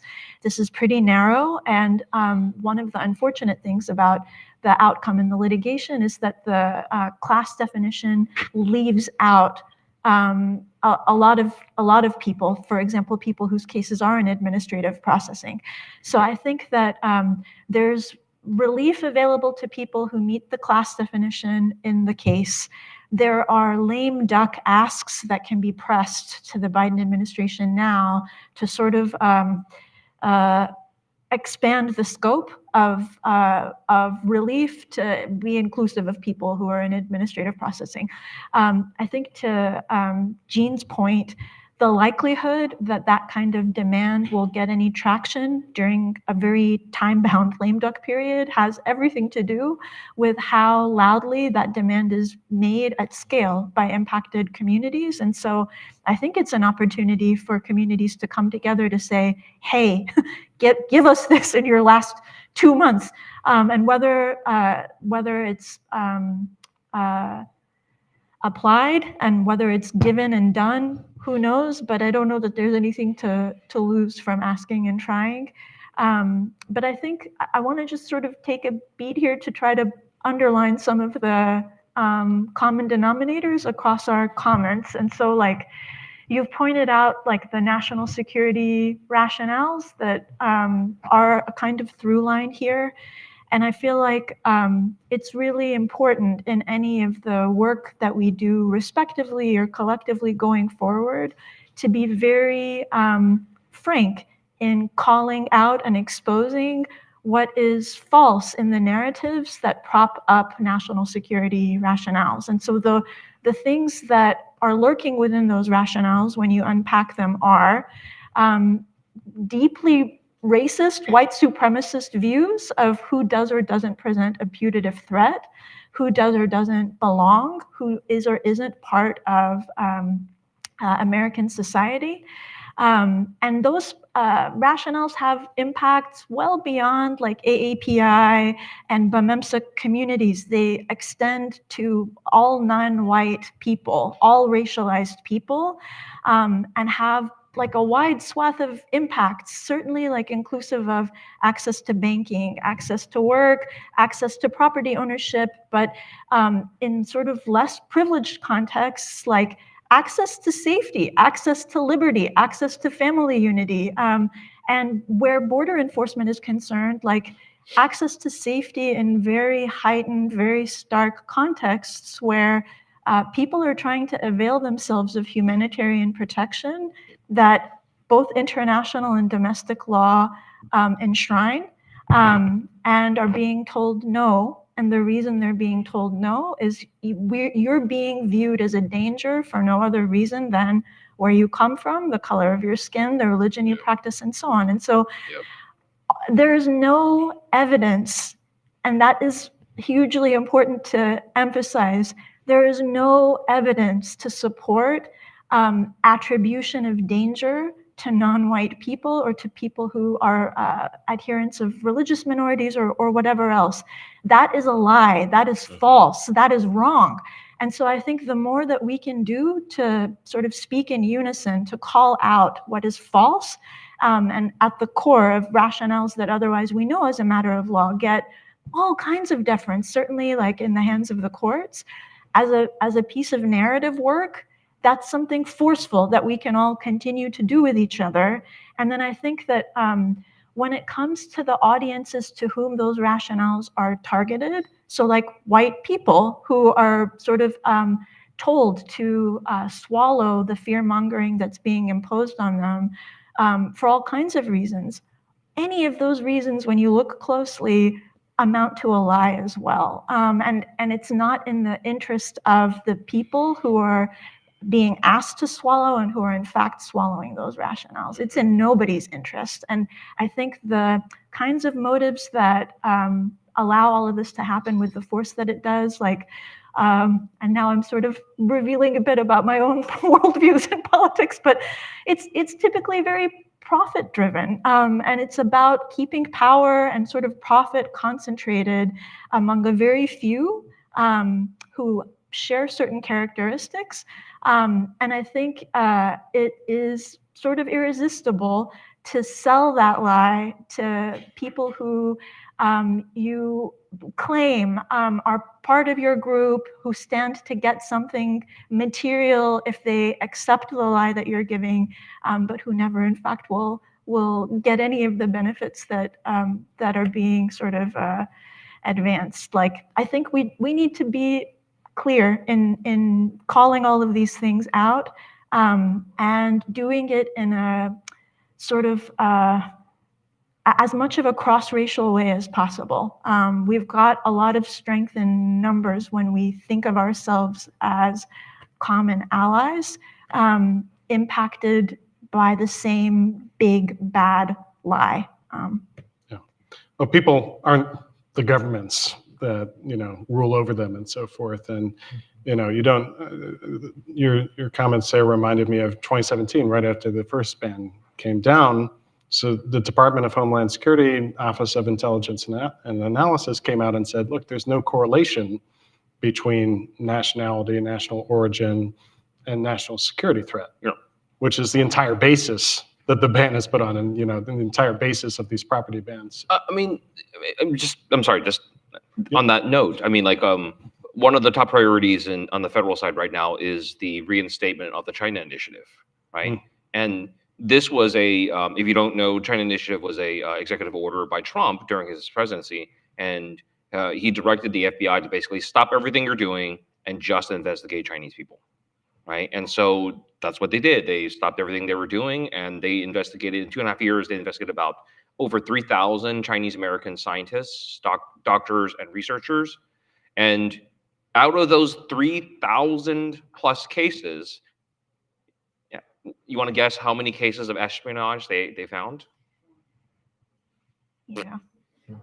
Big fat zero. In fact, they filed 77 like misdemeanor charges at people because they were trying to find anything to throw at people, like stuff like you didn't fill out this form correctly, you mislabeled this one form, you didn't pay your taxes on time, like stuff like that, right? And this is a 3,000. This is a 0 batting average, right? If you play baseball, right? 3,000 at bats, you hit 0. And they want to put it into law. And the question, and it's like, wait, why would you want to take a program that has failed catastrophically and make it law, right? Because to send a message, what's the message? Get out. You don't belong here.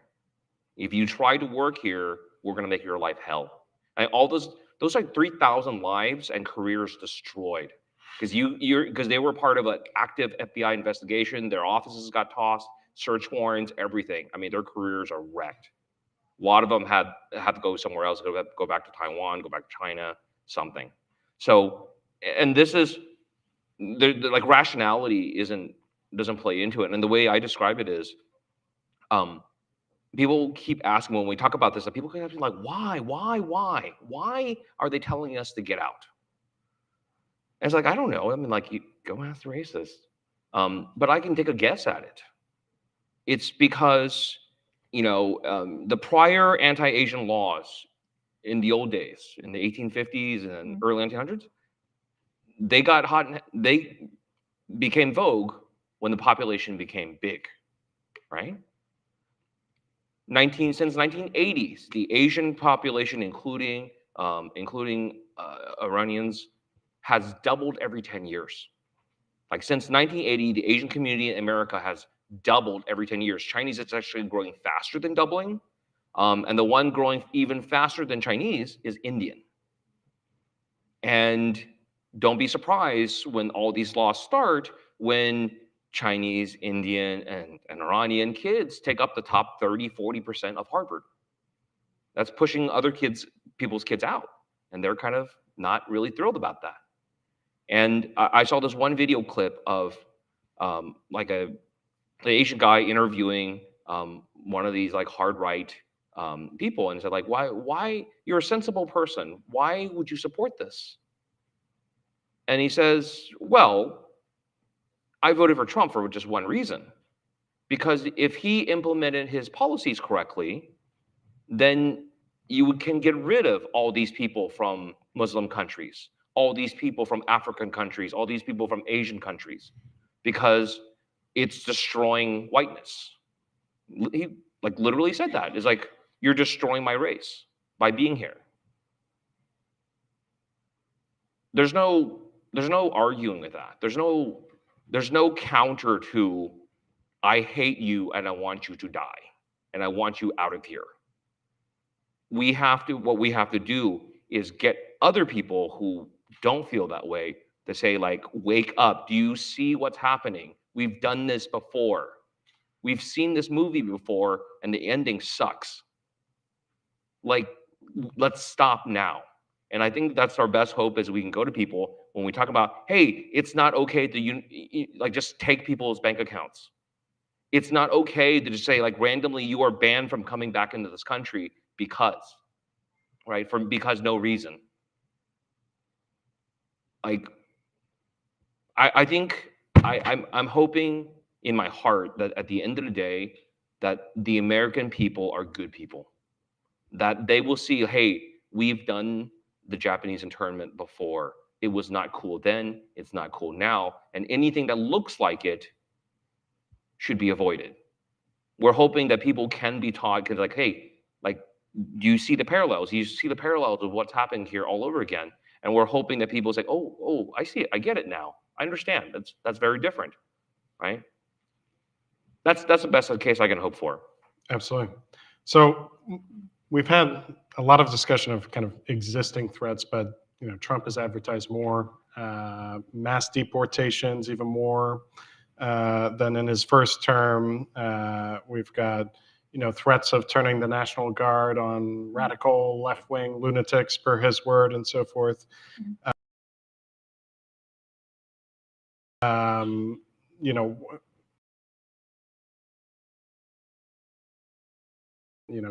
Somebody out and protecting as many people as possible. Yeah. And then, sorry, I think we'll do audience questions after that as well. Sure, I'm happy to take a crack at Sure. answering. So I guess a couple things. To, as a policy matter, decide to lean completely into interior immigration enforcement to the fullest extent that the law contemplates, it still raises sort of logistical and practical concerns, resource concerns and resource constraints. And so like the threat of pulling in additional resources like the National Guard to execute a project like this speaks to that reality. But the immigration laws and the enforcement that they allow are still constrained as a matter of law by provisions of the Constitution, by provisions of other applicable federal civil rights laws. They don't they're not a blank check to do whatever you want in the name of immigration enforcement. And so I think that what this means practically is that there's potential power in trying to promote at scale, in a language accessible way, through language that's very accessible, rights awareness. So you may be vulnerable to being targeted for immigration enforcement for any number of reasons. And here's what you should know are your rights in the kinds of situations where you may be faced with that kind of threat. Here is, as a matter of law, what can and can't be done in the course of enforcing the immigration laws against you. You can't be physically assaulted. You can't be killed. You have a right not to sort of give information that will be used against you as the basis to enforce immigration laws against you, and so on and so forth. There's rights awareness that, in essence, is somewhat straightforward and simple. In practice, can be very, very hard to apply, especially when you're under fear, but that I think can still be powerful and empowering. And it's among the things that advocacy groups all across the landscape and that sympathetic and concerned community members can be part of. That stands to be potentially powerful. So again, to sort of underline that, the legal frameworks that allow for immigration enforcement don't constitute a blank check. There are other laws and provisions that constrain what can be done. And the more that people understand those constraints and the better equipped that they are to be able to apply them in real time, that's protective. That's something potentially powerful. There's a lot more to sort of be planned for in terms of layers of defense and advocacy responses. Like, unfortunately, it's not the case that you have like a right to a free defense attorney in immigration removal proceedings the way that you do if you're an indigent defendant in criminal legal proceedings.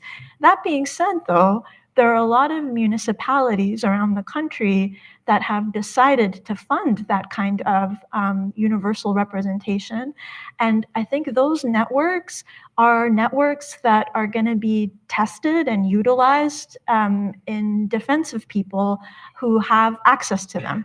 I think there's the question of what can be done to expand those networks, to ensure that there are advocates who can stand by people trying to defend themselves against detention and deportation. And I think there's a lot of thinking going into how to make that happen or how to increase the scale of those resources.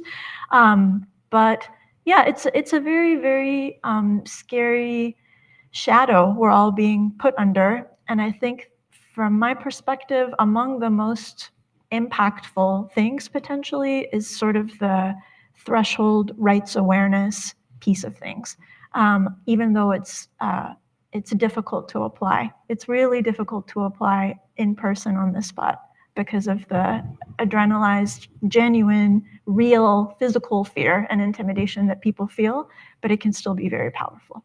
Sounds like a great project, education and practice for NIAC. Yeah, absolutely. Yeah. We've done a lot of that over the years, and I think we'll certainly be engaging in that in partnership with a lot of other groups like Muslim advocates as well. Sure. All right. Anyone else want to address that or go to questions from the audience then? Questions?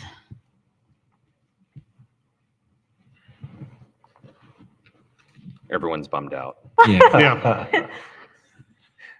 Welcome to my life. Well, so Democrats, it feels like they struggled for many reasons across many issues in the election to present a vision. But consistently, they were able to turn to abortion as a key organizing issue. Why have civil rights around and in any of the spheres that we've talked about today?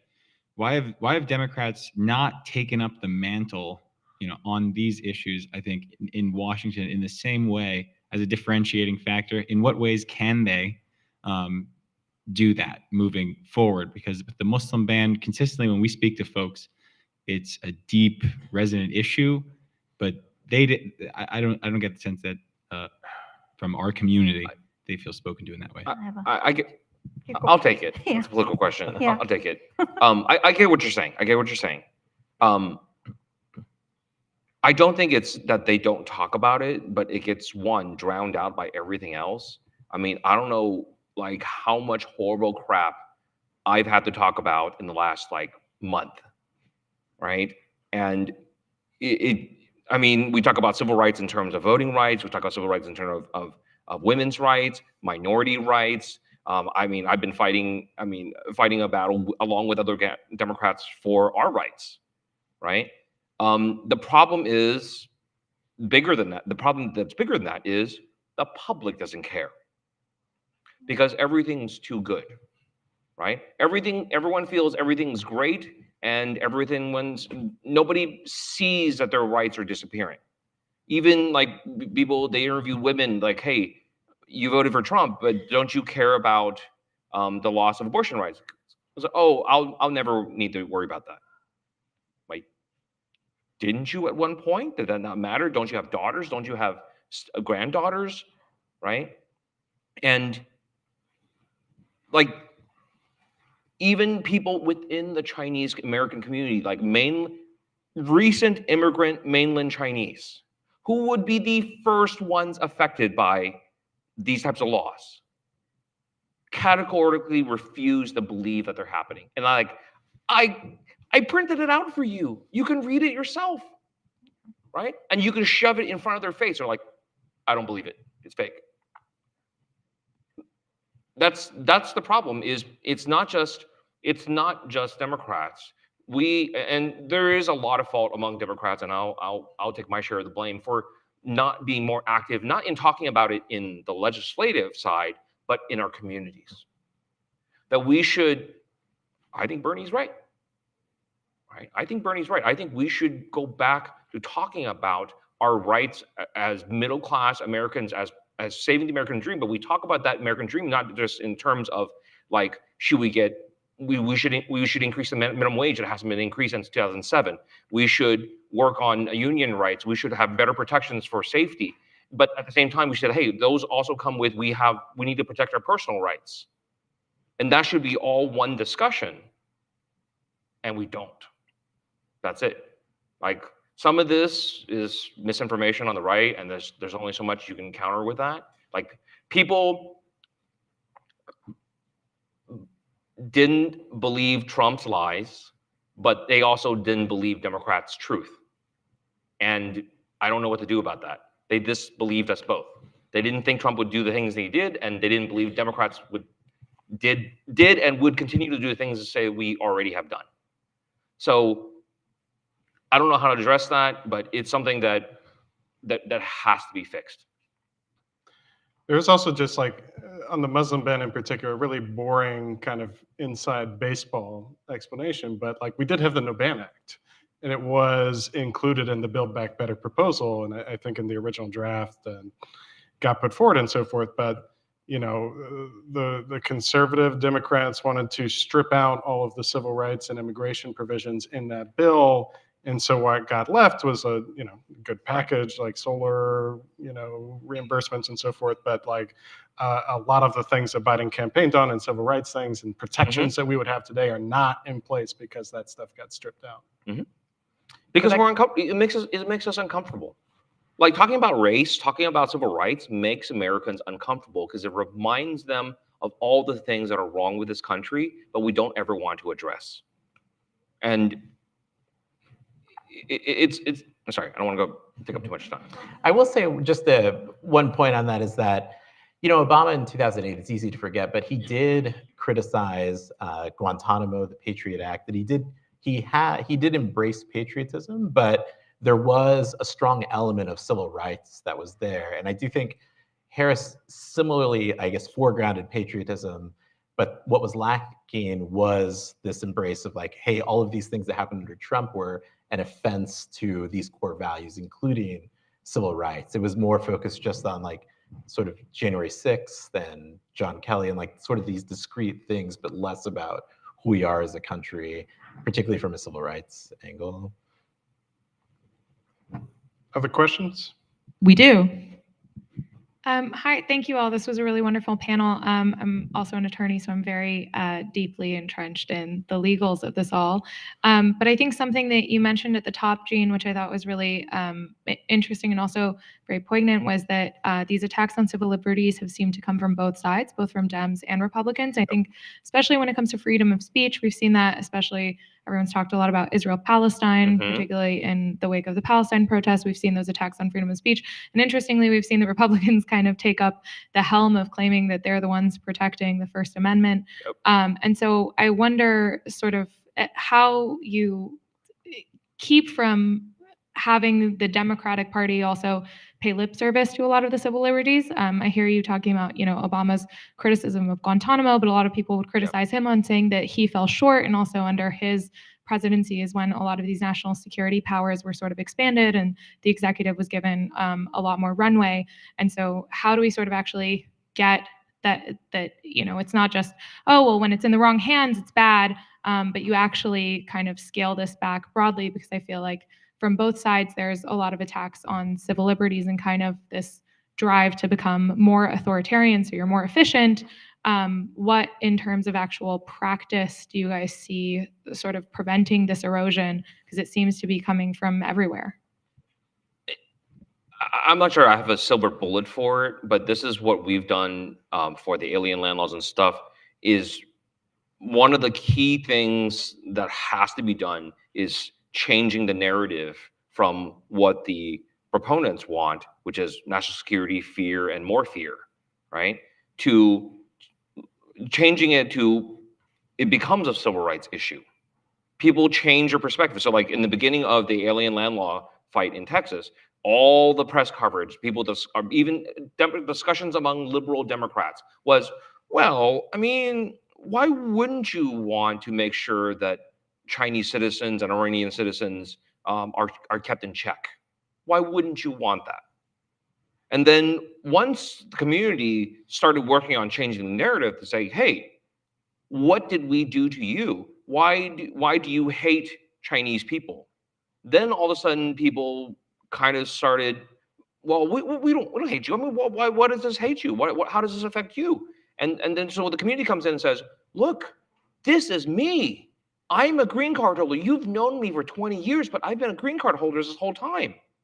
And you're saying that I can't buy a house anymore? All of a sudden that, like when you're talking about the stories, right? The narratives, those individual stories make a difference and they help change the narrative. But we have to have community members who are willing to speak up and saying, hey, I'm going to go talk to my neighbor and talk to them. And when we got those stories into the press all of a sudden went from, oh, why are they so mad? This is a sensible law, to this is a direct attack on civil rights that we've not seen for 60 years. And all of a sudden, the people pushing it got hit in the face with a lot of accusations of being racist. And that made them really uncomfortable, and they backed off. Right? That's how we deal with it. We have to basically say, we're not going to discuss it the way you want to discuss it. We will discuss it the way we want to discuss it, and we will override your narrative with ours. There's nothing else we can do. We have no other weapons other than that. And we have to tell and our audience is not the legislature. Our audience are our fellow Americans, right? We have to convince our neighbors that we are not monsters. We have to convince our neighbors that we deserve the same rights as they have. That's the only thing, because the Iranian community ain't big enough to fight back. The Chinese community ain't big enough to fight back. Indians, nope. Right? And so on and so forth. But if we are all together, if all the communities that get attacked, we grab all the Muslim banned countries, we grab all the alien land law countries, we grab, I don't know what else, what other bullshit they're going to do. Round up all the people who are being oppressed, and we get together. And we fight as one. Instead of fighting each other, we fight our oppressors. And this is, I think, for me, my message to not only the Asian community, my message to all communities is this, is that the one day when communities like this across America finally wake up and realize who our oppressors are. And we realize that all our oppressors are exactly the same person. Then we can fight and then we can win. And this is why it's, for me, like whenever I talk about alien lands law, especially to Chinese people, I remind them point blank, you know who stood up for us when there were no Asians to stand up for us? Black legislators. Without being asked, time and time again, Black legislators stood up against an anti-Asian bill. Remember that. Remember that. That our brotherhood and sisterhood is in our shared suffering. And the people who make them suffer are the people who make us suffer. And the day we figure that out as a community is the day we start winning. One more question? We have time for one more question.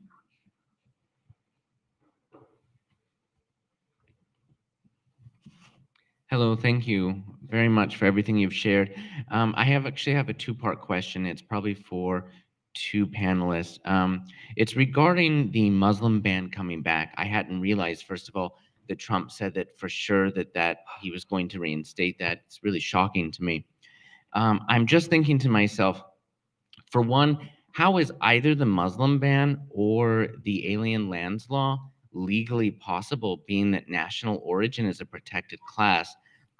I know you touched on some of that, but I'm not sure I completely understood. And on a second level, given that the communities affected by these laws are minority communities, so smaller simply just in population, they don't have the political weight, are there arguments that can be made to the non-minority communities in order that maybe that they could join that battle and feel that they would be arguing, and similar to how you said Black legislators had stood up for anti-Asian laws or amendments to law. I'm just thinking the idea of xenophobic type policies that have existed in other countries like Japan, and how it so negatively affected their economy. Economy seems to be the big mover. Yeah. So I'm happy to sort of speak to the legality question. And I don't offer what I'm about to say with any pleasure at all, but just so we're all kind of like open-eyed together about the nature and state of what is or isn't permissible under United States law. So Jean made reference to Japanese internment. That was upheld as lawful by our Supreme Court, and that decision still stands as a matter of law. So the decision of the Supreme Court upholding the third version of the Muslim ban has actually been lambasted as being as bad as the Supreme Court precedent from decades prior upholding Japanese internment. And common to both decisions is a sort of very deep deference accorded to the executive branch of government on questions of putative national security, period. And I think that we've talked together here today about what's baked into the concept of national security. It's a very racialized concept that holds at its center a white supremacist view of safety, who is or isn't safe, and non-white people and racialized people are viewed as putative dangers, and then all kinds of policies flow from there, including Japanese internment, including the Muslim ban that the Supreme Court upheld. So that's the simplest way I can answer that question, is that it's an unfortunate aspect of the reality of contemporary United States law and jurisprudence that national security rationales, however racialized they are given a lot of deference in the way that they're interpreted by the Supreme Court, the highest court in the land. And it's something that is allowed to have force under the Constitution as a foundational document. Can I just throw in just real quick? The basis of the Japanese internment was the application of the Alien Enemies Act of 1789, right? And you heard Trump recently talking about that. It's still on the books. It's still good law. Yeah. Korematsu, the case that that justified it and said that there's no problem. The 14th Amendment existed Yeah. during the Japanese internment. People were not stupid, Yeah. right? But but the Supreme Court just said, you know what, we're going to go ahead and pretend we don't see the 14th Amendment. Yeah, and I think something that I can add here is that the civil rights protections that are embodied in the Bill of Rights, the amendments to the Constitution, by and large, they are construed and applied and interpreted to offer a bit of a sliding scale depending on the nature of the government interests that are on the other side of the line of the individual liberty or interest that's at stake. And national security as a governmental interest is sort of the height of what gets deference and is sort of the courts can and often, too often, do take a hands-off approach. So that's not to say that we're all left powerless. We're not. Even as a matter of law, there are arguments around the margins that are still possible to press. But really, the thing that I want to emphasize is the most powerful things that we can do are the things that the folks on the panel today have flagged, which is to use narrative power and organizing and sort of cross-racial solidarity and narrative change.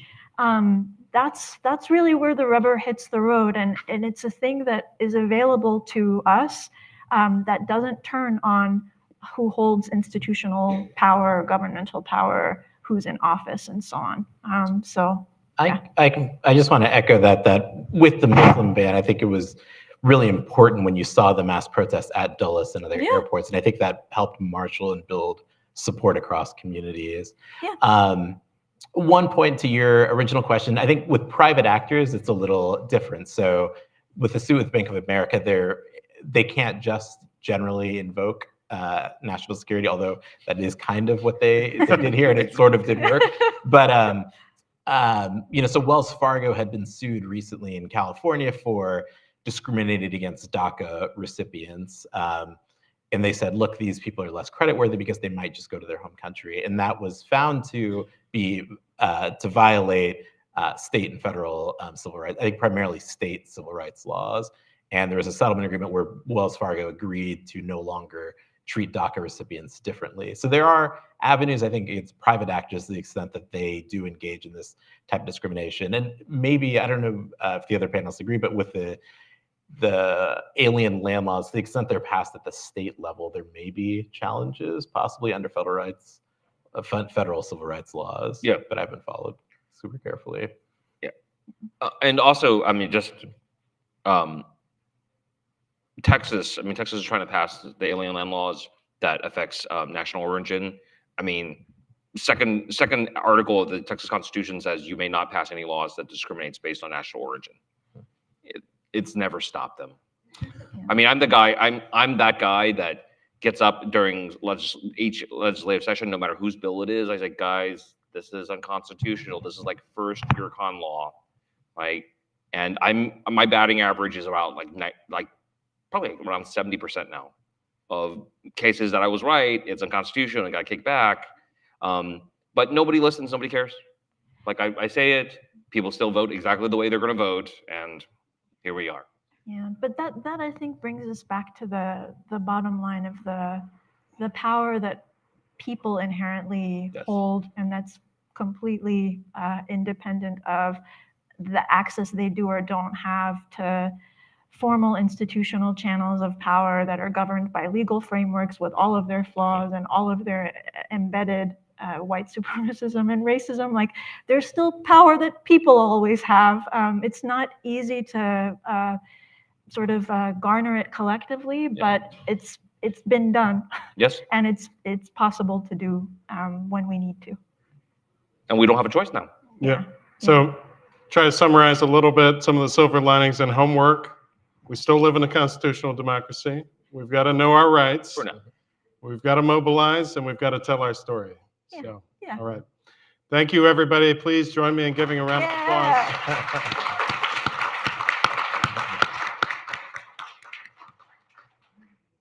And Please join us again in 1 minute from closing remarks from NIAC President Jamal Abdi. Thank you.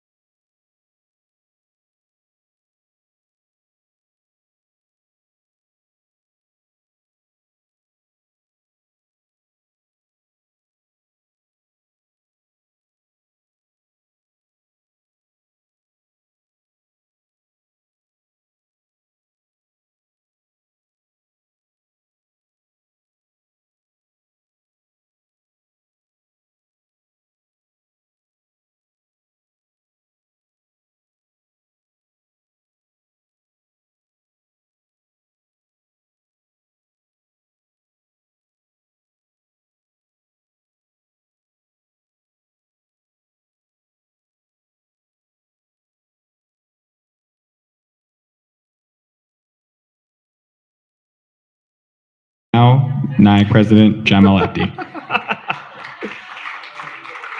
I don't have another speech. Do people want another speech?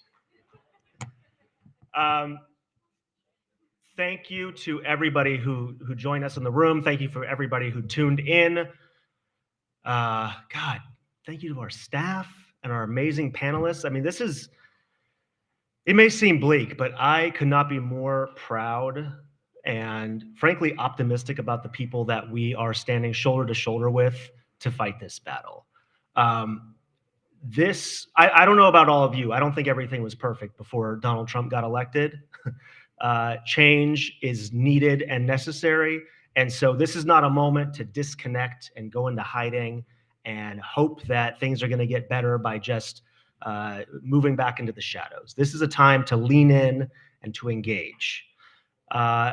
They say you don't vote to choose your friends, you vote to choose your opponent.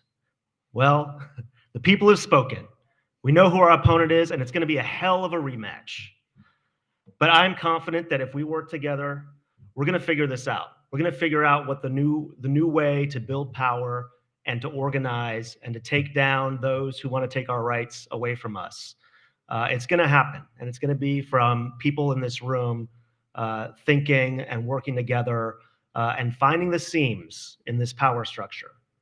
So thank you, everybody, for being here. This is just the beginning. Now we roll up our sleeves. We got the lame duck to organize around. Let's try to get the Biden administration to do something right on the way out. We've got the incoming president and all that he brings to the table. We've got party elections and all kinds of opportunities to actually reform what is the options that are available to us on the ballot. So let's get to work. Thank you, everybody. Onward to 2025.